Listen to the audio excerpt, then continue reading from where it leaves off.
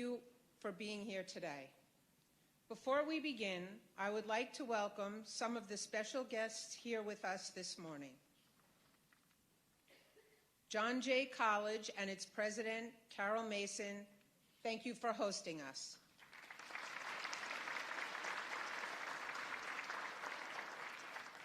Lieutenant Governor Kathy Hochul.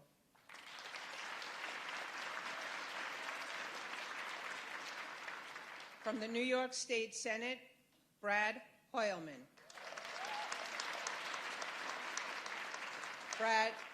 Brian Kavanaugh.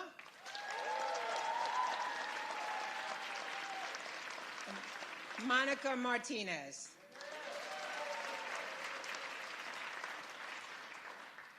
From the New York State Assembly, Marcos Crespo. Carmen De La Rosa. Harvey Epstein. Natalia Fernandez.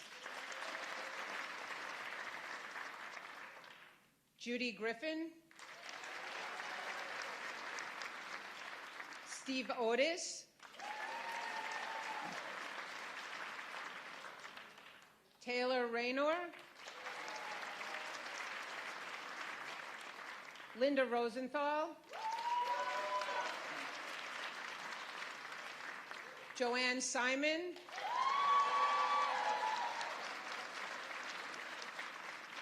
Al Taylor. Clyde Vannell.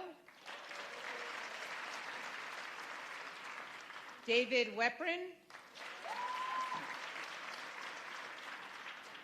Manhasset Borough President Gail Brewer.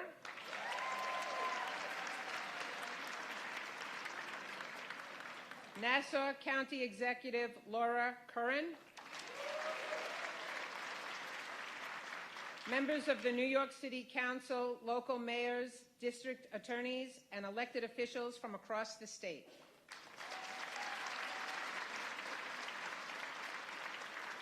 Brothers and sisters from labor, clergy, faith leaders, and all of the advocates and stakeholders who are working to prevent gun violence in our schools and communities. Members of Governor's administration here with us today.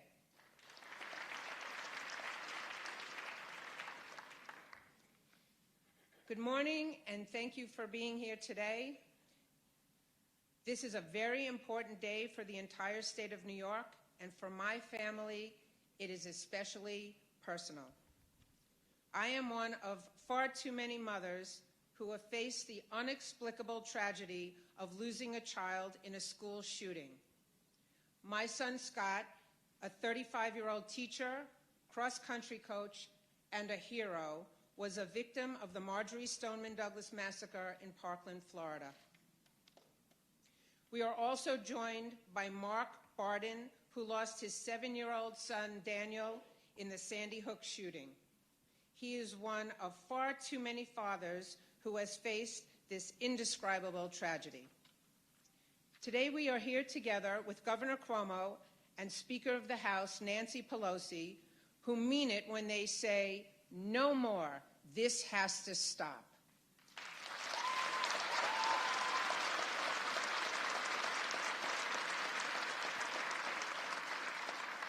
My family and I are from Long Island, and we are fortunate to have elected officials here in New York who are taking action for stronger gun safety laws.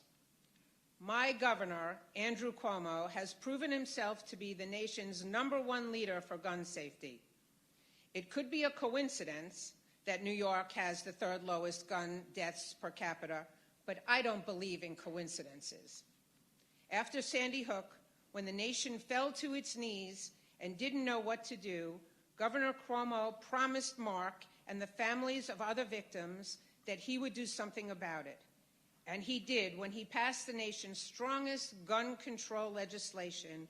That law, the SAFE Act, saves lives.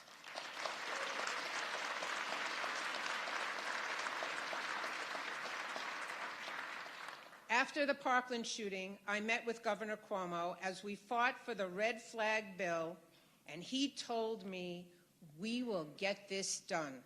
And being a man true to his word, here we are today.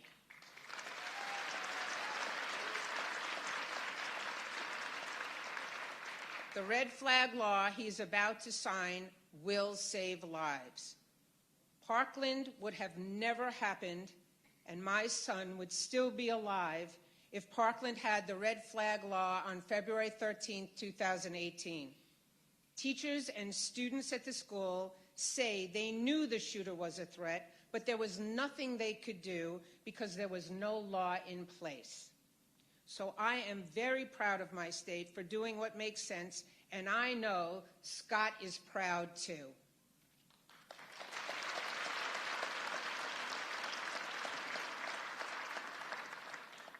Advocates and anguished parents fight, but we cannot do it alone.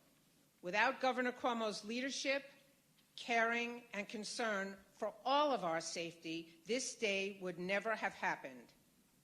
It has been a long time since I have had something to celebrate, but I always said that I would celebrate when the red flag legislation was signed into law. Today, I will celebrate.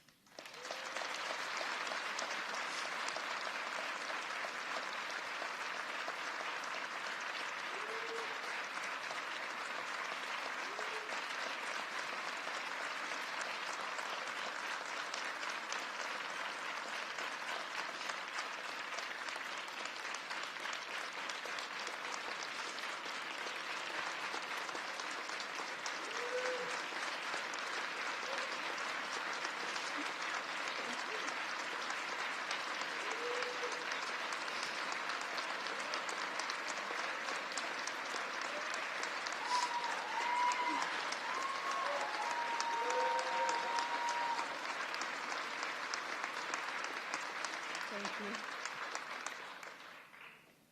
I can now look up and say to my son, Scott, no matter how senseless, no matter how unspeakable, no matter how incomprehensible, your murder is going to save lives. I thank you, Governor Cuomo, on behalf of myself, my family, and especially on behalf of my son, Scott. Scott J. Beagle, we did it.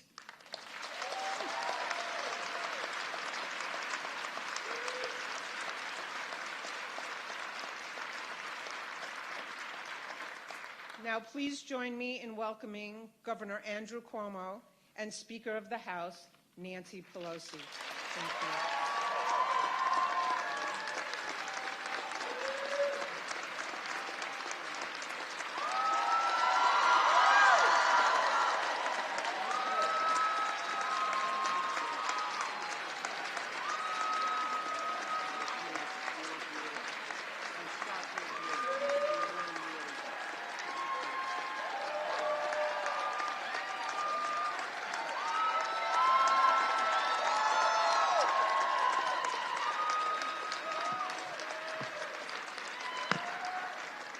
Thank you.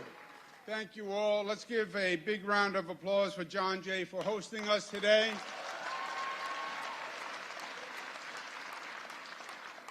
To Linda Beagle Schulman and her husband Michael Schulman, God bless you for taking a terrible tragedy and taking that energy and taking that pain and turning it into something positive. Scott's spirit does live today. I believe that. And congratulations to Linda Beagle Schulman. Let's give her a big round of applause.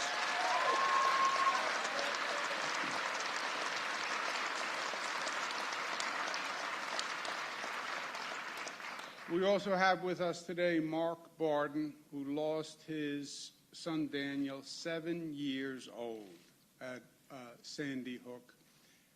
I don't know that I would have the strength that Mark had to carry on, and I know I wouldn't have had the strength to do all the work he has done. He has been a national spokesperson on this issue, and he's made a tremendous difference. Let's give him a round of applause.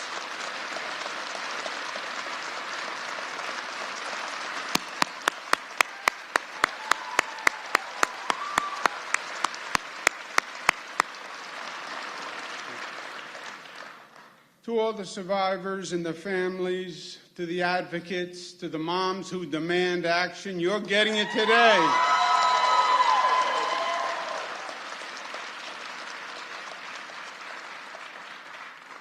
I'd like to recognize my sister Maria Cuomo. She calls herself Maria Cuomo Cole. That's her married name. I just like Maria Cuomo for some reason. But my sister Maria, who produces documentaries, did a documentary on Newtown telling the story of Sandy Hook, and it was a great vehicle to get the facts out. She did that nationwide. My sister Maria Cuomo.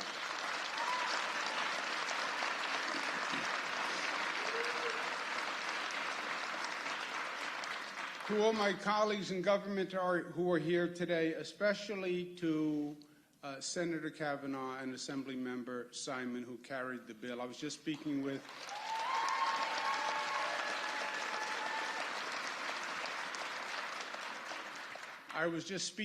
the Speaker backstage. There is one situation when you're in the minority and you're passing a bill that really isn't going to pass, but you're passing it to make a point. It's a much different exercise when you're passing a bill and you're in the majority and it can actually pass. And Senator Kavanaugh and Assemblymember Simon were masterful in making government work, and I want to applaud them.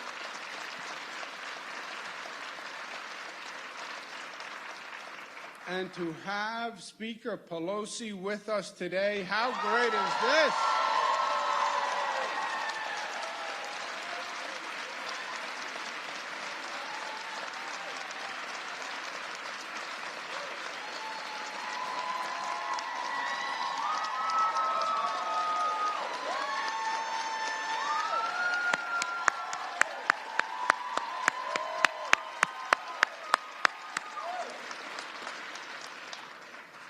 Speaker Pelosi, you carry all our hopes and dreams. You have given us strength and hope in the middle of the darkness. Speaker Pelosi is a champion for democracy, not just Democrats. She is the champion for democracy in Washington.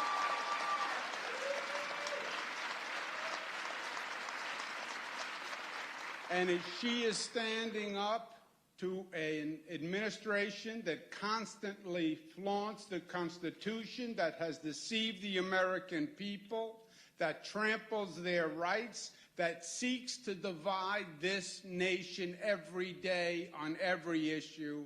And Speaker Pelosi, God bless you for the job you do.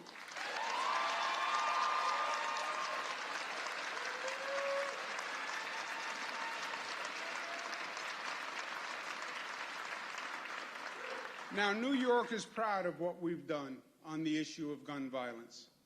After Sandy Hook happened, which was next door in Connecticut, 26 people killed, young children killed in a school, New York stood up and said no more.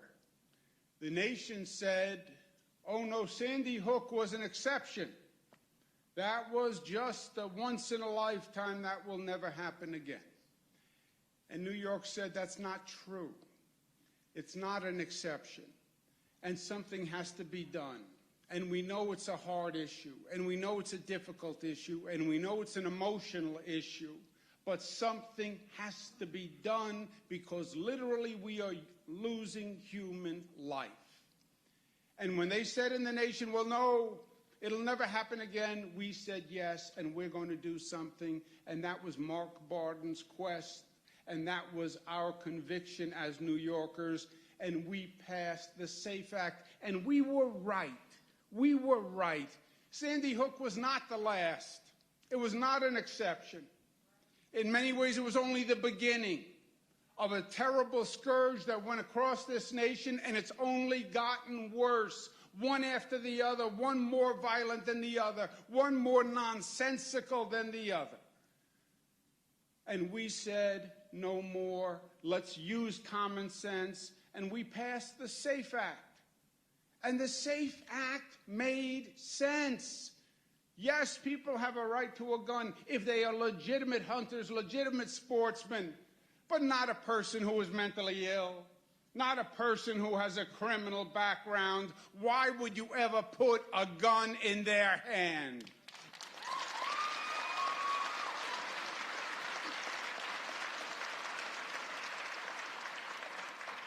The SAFE Act banned assault weapons, banned high-capacity magazines. It extended the background check to private sales. Why? Because otherwise the system is a joke.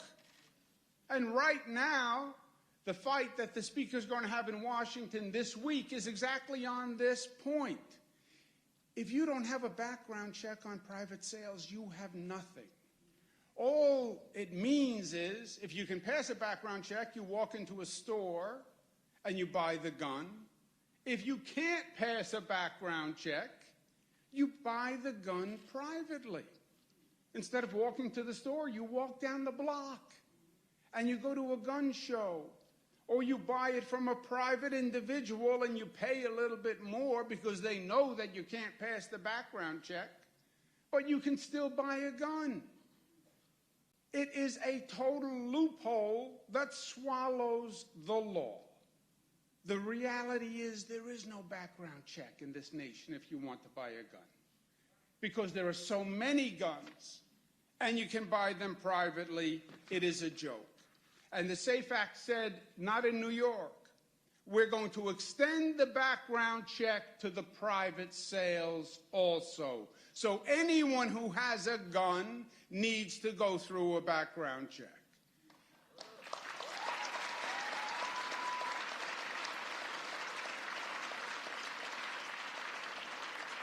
And today, my friends, today New York is proud once again to pass a first in the nation, the red flag bill that empowers school teachers to do something when they believe something bad is going to happen.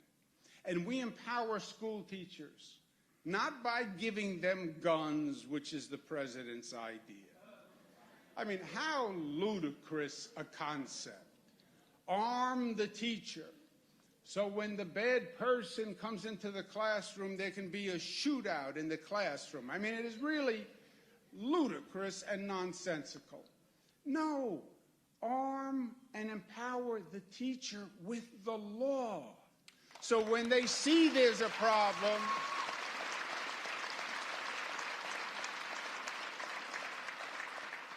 so when the teacher sees there's a problem, or a family member sees there's a problem and believes that a person could be a danger to themselves or others, they can go to a judge and say, "Judge, please do an evaluation." It is common sense. If you believe that was going to happen, why would you sit back and do nothing?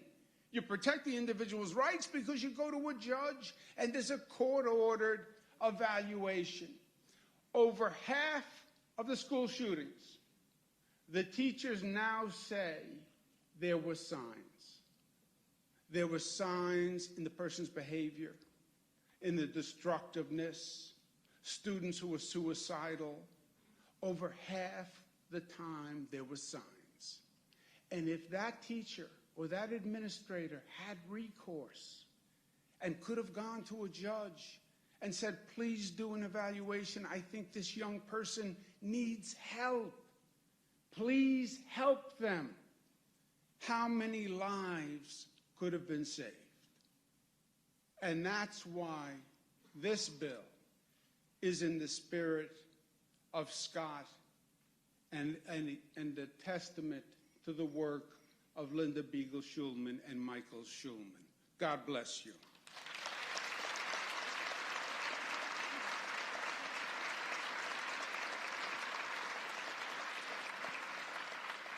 And while New Yorkers are proud of what we've done, we are also a very realistic people. And we know that we can't solve this gun problem within the borders of this state, because guns come over borders, and the lines on the map are meaningless. This has to be done nationally. It has to be done federally. This is a uniquely United States problem.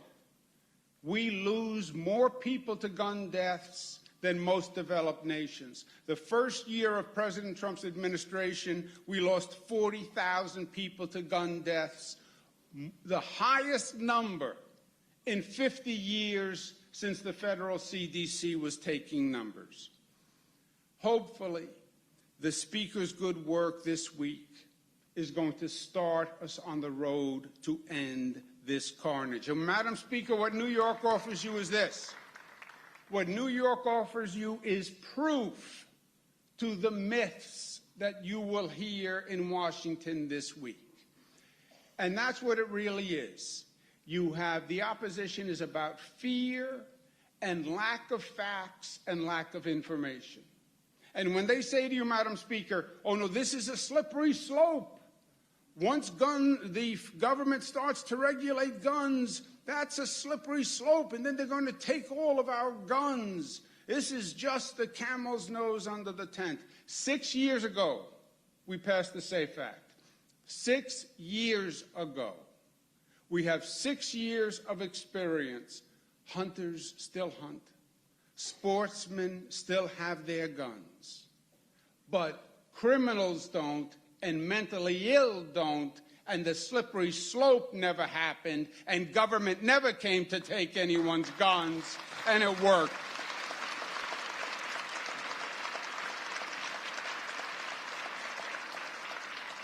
And after 6 years, Madam Speaker, today there are 130,000 people on a mental health database who could have bought a gun the day before the SAFE Act, but now can't buy a gun because they are not mentally stable enough to have a gun. 130,000 names.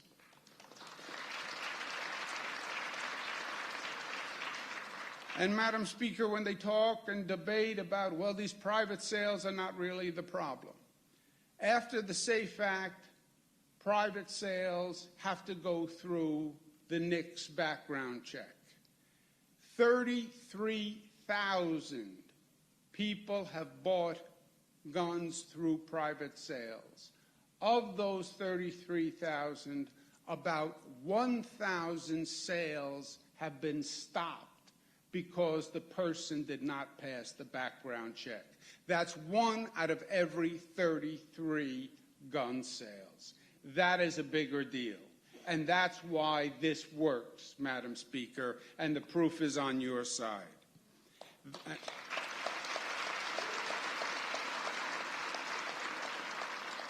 The SAFE Act saved lives and didn't infringe on anybody's rights. The red flag bill, I have no doubt, will save lives and doesn't infringe on anybody's rights. It is common sense. It is logical. It is factual. We just have to get past the politics and get past the fear, because Americans are better than this. We are smarter than this. We are more proactive than this. And we're losing too many lives to ignorance and politics in this nation. And it has to end, and that is the battle that our Speaker starts this week. I applaud my colleagues in state government. I applaud the advocates who work so hard. I applaud the parents with the deepest of respect for carrying on and turning your loss into a benefit for others. We wish our Speaker Godspeed as she works to end this ugly chapter in Washington. Ladies and gentlemen, let's give a New York welcome to our great Speaker, Nancy Pelosi.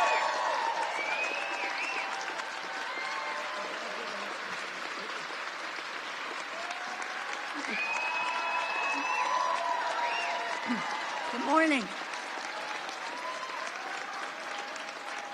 Good morning, everyone. Thank you for your kind welcome. Governor Cuomo, thank you for your invitation to be here today, for your kind words of introduction. Let us salute Governor Andrew Cuomo for his tremendous leadership on this and so many other issues. Thank you, Governor Cuomo. I join Governor Cuomo in saluting the parents who are with us, to Mark, Linda. Thank you both for channeling your grief into action to save other lives. I've seen Mark around the country over the years. He has been a relentless champion. And Linda, to hear you say today is a day that you could celebrate. That makes a difference. That warms our hearts. It's an eloquent message, unsurpassed. Thank you, Linda, for your family's leadership on this. And I join the governor not only in saluting them, but saluting Senator Kavanaugh, Assemblywoman Simon, and all of the state legislators who are here. Thank you for your courage in passing the legislation. I say to my colleagues in the Congress frequently, the survival of our children is much more important than your political survival. The governor indicated the courage that it takes to pass this legislation. So once again, let us salute Senator Kavanaugh, Assemblywoman Simon, and all of the state legislators who played such an important role in sending this legislation to the Senate. And Governor, thank you for being the leader and inspiration and the relentless, persistent advocate for this legislation. I was pleased and honored to join you when you signed the landmark legislation last May that prevented domestic abusers from obtaining firearms. The SAFE Act, the message is Mom's demand action was an important part of it, but all of the outside mobilization.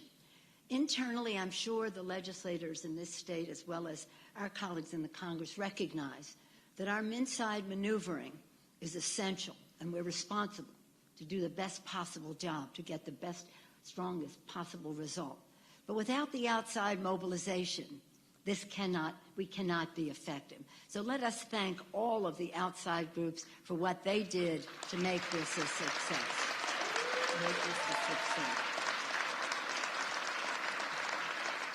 The governor mentioned some of the statistics involved, and was it George Bernard Shaw said the sign of a truly intelligent person is that they are acknowledged statistics, and the statistics tell the story, but the personal stories really change the minds, and the stories of the parents and the families and the school children who were there, March for Our Lives, all of that is changing, because this gun violence issue is a national health epidemic in our country.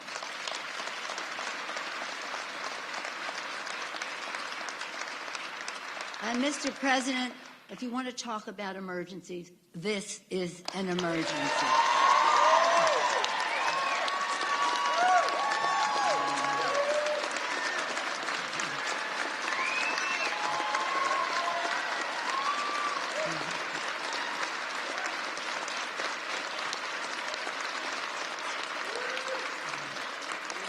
So I thank you, Governor, and I thank New York State for being such a leader on this issue. And my colleagues, I don't know if Nydia Velasquez is here with us. There's a lot of traffic getting over here, but she and all of the New York members have been so great on this issue, mostly all. But we in Congress want to follow your lead in keeping guns out of the hands of people who are a risk to themselves and others through extreme risk protection orders that empower the full force of communities to act, otherwise known as red flag. Now, let me say, when we talk about red flag and people with certain challenges, 99% of people with any diagnosis of mental are safe, law-abiding people in our country. So we don't want to stigmatize as we do this. We just want to identify prioritize to save lives and to save lives of the person themselves, danger to themselves or to others.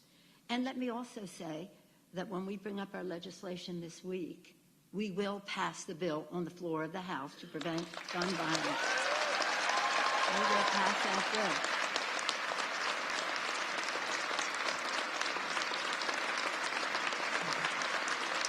It's pretty exciting.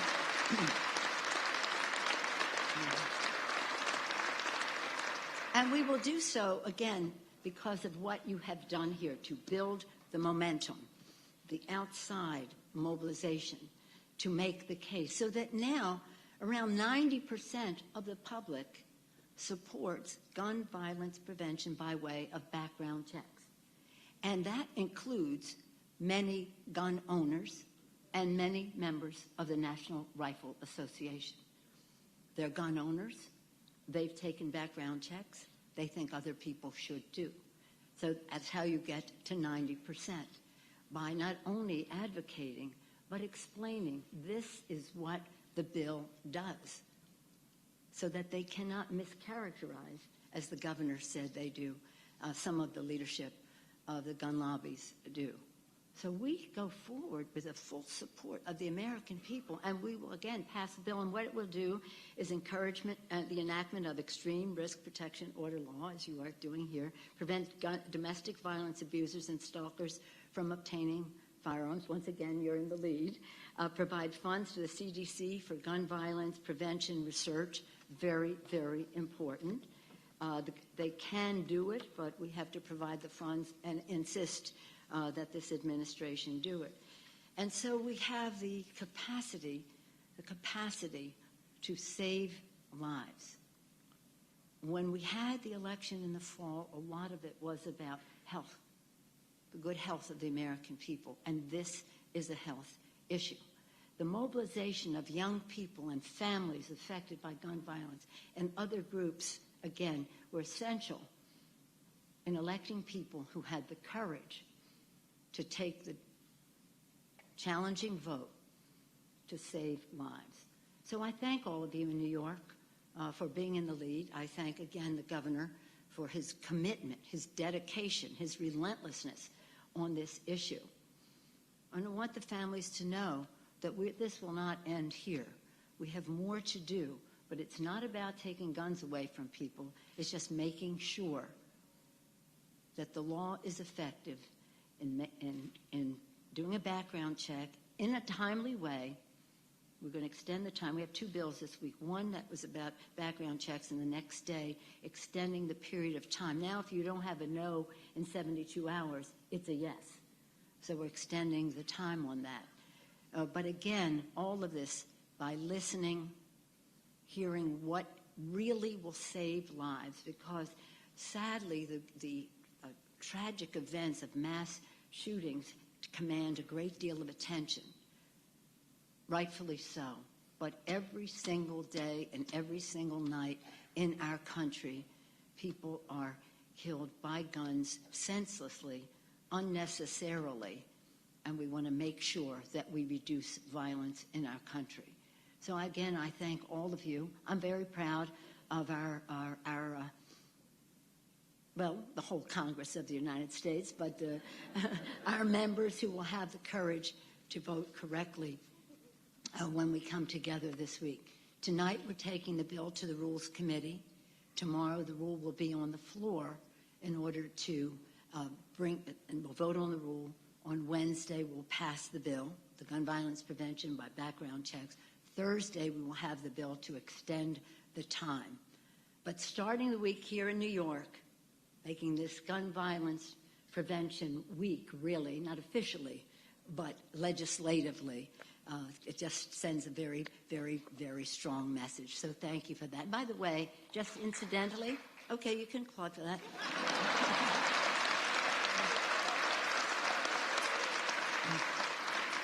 While we're together here, I just want to say what else we're doing this week. But I don't want to take attention away from the gun violence prevention, but it's about the Constitution, and the governor spoke about that.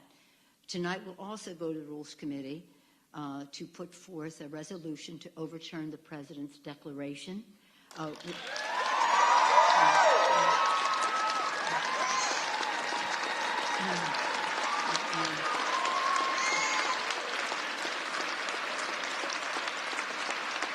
is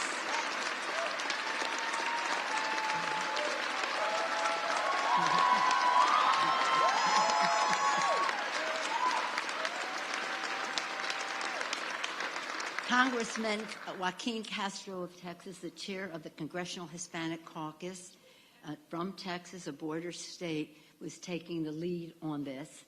And that bill will go to the Rules Committee tonight and the floor of the House tomorrow to be voted on. And this is not about politics. It's not about partisanship. It's about patriotism. It's about the Constitution of the United States of America. It's about our beautiful Constitution, beginning with the preamble, "We the people of the United States." And as soon as that preamble ends, the very next words are Article 1, the legislative branch. Co-equal to every other branch, the executive branch, the judicial branch, spelling out in the text the powers of the Congress of the United States, the power of the purse being one of it. So this is not about partisanship. This is about saying we must honor our oath of office. To let the executive branch get away with this assault on the Constitution, we would be delinquent in our duties to the oath of office that we take.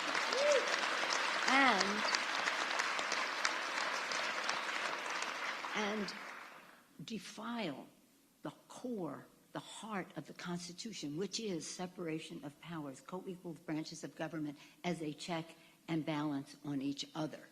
So this is going to be quite a week when we talk about what our Constitution really says, what it says about the separation of power, what it says about the rights of people to have gun ownership, but the rights also of us to have some say in the protection of the American people by advancing gun violence prevention. So all of you are super patriots who are doing this because you are upholding the Constitution of the United States.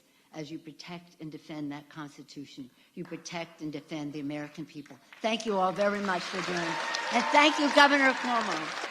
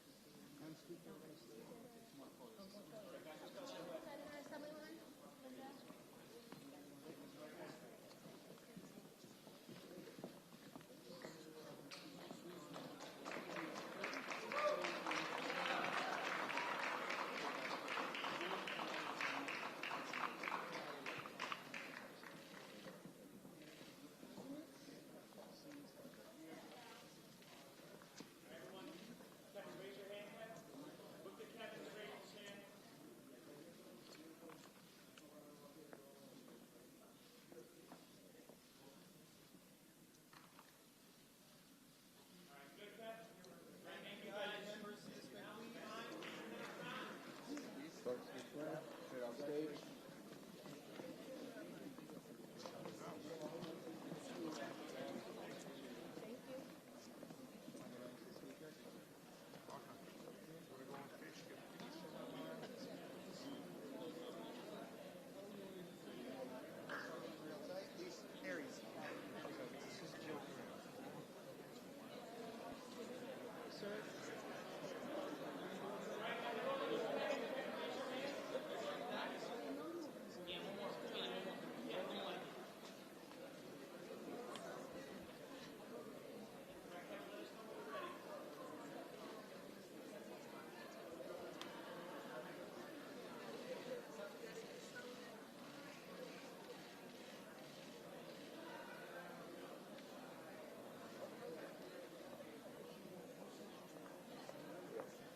Thank you guys. Right Thank you, everyone. Thank you. This way, please.